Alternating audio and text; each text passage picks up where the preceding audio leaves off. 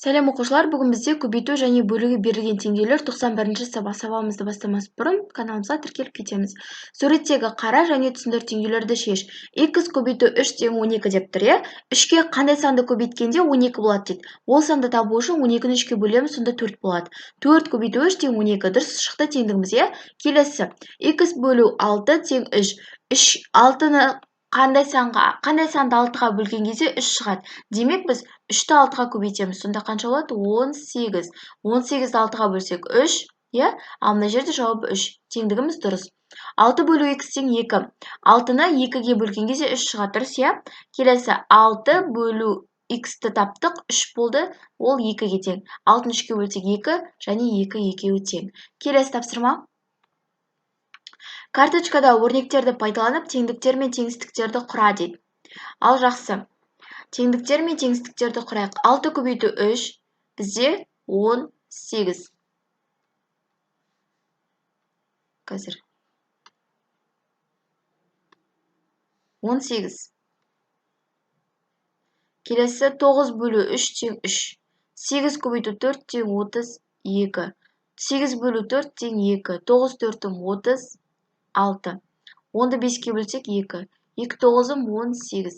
12-ні 4-ке бөлсек 3. Енді теңістіктерді құрастырайық. Бірінші теңдіктерді құрастырайық. Қандай сандарымыз бізде тең?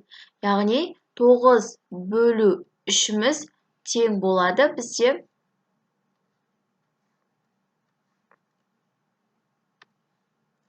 Тең болады нешеге? 12 бөлу 4-ке. Келесі екінші теңдігімізді құрастырайық. Бізде 2 жауабы тең болып тұрған. Мына 2 мен 2, Демек 8 бөлу 4-іміз тең болады нешеге? 10 бөлу 5-ке. Енді үшіншісін қарастырайық. Тағы бір теңдігіміз бар. 6 көбейту 3-іміз 18, 2 көбейту 9-ымыз 18 болады. Демек екеуі тең. 6 көбейту 3-ті теңестіреміз 9 көбейту 2-ге. Бұл бізде теңдіктеріміз. Енді теңістіктерімізді қарастырайық. Бірінші біз 32 мен 36-ны алуға болады, 8 көбейту 4 бұл бізде 32 болады. 9 көбейту 4 бұл бізде 36. Қай жағы үлкен? Яғни 36 үлкен. Келесі, 3 пен 2-ні де алуға болады. Мысалы, 9 бөлу 3-іміз бізде 3 шығады ғой. Ал 8 бөлу 4-іміз бұл бізде 2 шығады. Қай жағы үлкен? Әрине 3-іміз үлкен. Тағы бір теңістік қарастырайық бұл жерде. 18 мен 36-ны алуға болады, 6 көбейту 3-іміз 18, ал 9 көбейту 4-іміз 36, яғни 36 үлкен деп теңістік алуымызға болады. Келесі есеп. Музыка үйірмесінде кіші топта 14 бала, кіші топта қанша бала дейді? Есептің шартын міндетті түрде жазуымыз керек. 14 бала, ал ортаңғы топта кіші топқа қарағанда 6 бала артық. Яғни ортаңғы топта белгісіз, бірақ мына кіші топқа қарағанда 6 бала артық.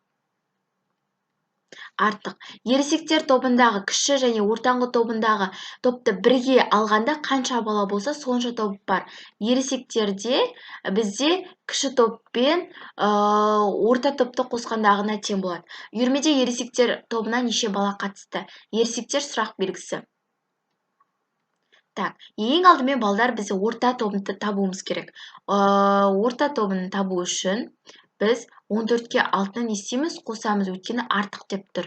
Сонда бізде 20 бала бар. Бұл бізде орта топта. Ал енді кіші топта 14. Ересек топта екеуін қосқандағына тең. Демек, ересек тобымыз 14-ке 20-ны қосқанға тең. Бұл бізде 34. Біз ересектер таптық 34-ке тең. Келесі, хорға 11-ші сынып оқушысы қатысты, 1-ші сыныптан. 10 оқушы.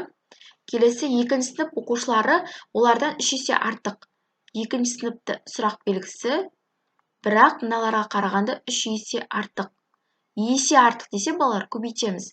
Барлығы қанша қатысты? Шешуі. 10-ға қосамыз 10 көбейту 3-ті. Демек бізде жауабы 40. Барлығы 40 бала қатысты. Келесі.